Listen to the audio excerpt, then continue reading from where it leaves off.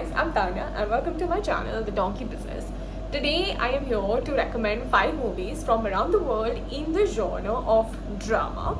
I get a lot of views on my world cinema recommendations when I talk about thriller, drama and mystery and crime films. So I'm working on a lot of these movies right now. I am watching a lot of stuff, especially from countries like Germany, because I haven't watched a lot of German movies. In fact, I think that Germany does not have a lot of content which is out there. Like war movies are very popular, but I am working on a few mystery and crime films from Germany as well. I am watching a lot of Japanese films, of course, it's one of my favorite. But I am trying to find movies from countries which are not that popular. So here are my recommendations and I hope you like them. The first movie that I want to talk to you all about is called Human Capital. It is an Italian drama movie which was sent for the Oscars as well but was not nominated. It's basically about a cyclist who gets hit by a car on Christmas Eve. Okay, and now this car belongs to a very influential family, and the son of the influential father owns the car. So the car is identified and they know that it was him who must have hit the cyclist, but the drama around this is that nobody saw him driving, and some people saw him at a party, some people saw him at home, some people saw him drunk, some people saw him with his girlfriend. So nobody actually knows who was driving the car. Was it the guy? Was it the girlfriend? Was it some other third person? Or was that not the car? So the movie is about that. Now the good part about it is that the story does not only revolve around this. This is the main plot. It has a lot of subplots, which is what I liked about the film. They made it in a really interesting way. It was shot in a very natural and raw manner, and it was very relatable. I mean, the characters were quite relatable. That's what I like about the film as well, and I highly recommend it. It's called Human Capital. It's Italian and it's really good. The next movie I want to talk to you all about is called Goodbye Lenin, which is a German political comedy drama film, and it's got 90% on Rotten Tomatoes. It's basically based on a family where the mom is like too much into politics, and she's also part of this political party, and she believes in the Communist Party.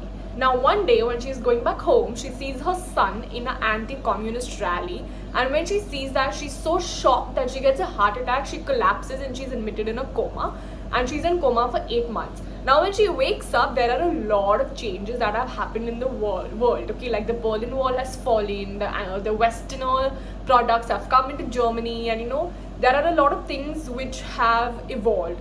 So the son, who is so guilty about the fact that he was in the anti-communist party, because of which his mom was in this position, he feels really guilty. So he starts to take care of his mom in such a way that he starts lying to her about the fact that the world is still the same and nothing has changed in these 8 months, because he does not want to shock her in such a way that she gets another heart attack. So the movie is about that. Now the creators have created a really unique experience for the viewers. The way they have shown how they are trying to hide the reality from her is very interesting. The movie is well made. It got a lot of awards around the world, but I had a few issues with the film. There are a few things in the film which I did not like and did not even make sense to me. Like, I don't want to talk about it, but I recommend you to watch it because it's a nice film. It's a good plot in general, and it's a well-made movie. But just watch it as a film. So, Goodbye Lenin is a German tragic drama film that I highly recommend. The next movie that I want to talk to you all about is called King Richard, which I watched very recently and was nominated for the Oscars, and Will Smith won the Oscar for the best actor for this film and is available on Amazon Prime. The movie revolves around Richard William, who is the father of 5 daughters, and it's his mission in life to make them the best in the world when it comes to sports, which is tennis. He is the father of Venus Williams and Serena Williams, and Venus Williams and Serena Williams are what they are today because of the not because of their father entirely, but because of how their father pushed, motivated them. I love the fact that the movie was not about Serena Williams or Venus Williams, it was about King Richard, because it makes more sense that the movie was only based on him and not much on Serena Williams. What I loved is that I learned a lot about Venus Williams because I know a lot of Serena Williams, but I'm quite surprised, and a good surprise, that Venus Williams was also really good. And I love Will Smith in the film. I think he acted really well. He's not like the typical Will Smith of every movie. There was something in him. There was a character of King Richard in him. Richard Williams in him. And I think he was really good. He totally deserved the Oscar for this film. And I really like it. It's a good drama. I honestly don't like sports drama movies that much, but because this movie is about the family and about him per se, and not a very normal sports movie in which she grows up and in a poor household and then she becomes who she is today. The film is beyond that, and that's what I like about Richard. Well, that's what I like about King Richard, and I highly recommend it. It's available on Amazon Prime. The next movie I want to talk to you all about is also a film that was nominated, and Andrew Garfield was nominated for this movie for the Oscars, and I would not mind if he would win as well, because I think this was a terrific performance of his. It's available on Netflix and it's called Tick Tick Boom. So the movie is about Andrew Garfield being a musician and how hard he is trying to become big in the industry, but he's just like struggling through a lot of things. And the movie is just about how he makes it big and how he tries to convince people that he is super talented. It's a musical. Andrew Garfield has done a great job. The music is nice. I'm not a very big fan of musical films, but this was a really nice film. And I really like the film. The drama is really good and it's very engaging, and I highly recommend Tick Tick Boom. The next movie that I want to talk about is called Manchester by the Sea, which is one of my favorite in the 5 movies that I'm talking about today.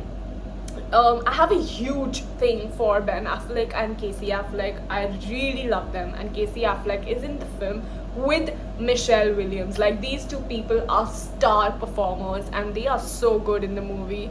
This is a movie that demands acting. So basically, the movie is a family drama based on Casey Affleck's brother's death, who dies, and he has a 16-year-old son. So Casey Affleck becomes a guardian to the 16-year-old boy. The drama is around that. It is super intense, super raw, very relatable, very sad, heartbreaking. Really, really good film, and I highly recommend it. It's traumatizing and so fucking real.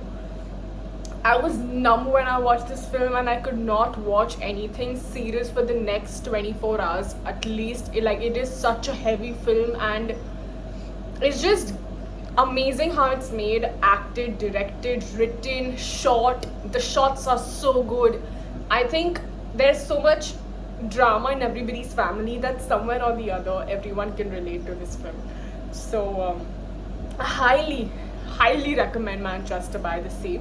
So these are 5 films which I watched very recently. They were super entertaining and very nice, and I highly recommend them. Human Capital, Goodbye Lenin, King Richard, Tick Tick Boom, and Manchester by the Sea. Let me know what you think about these movies in the comments below, and I will see you very soon.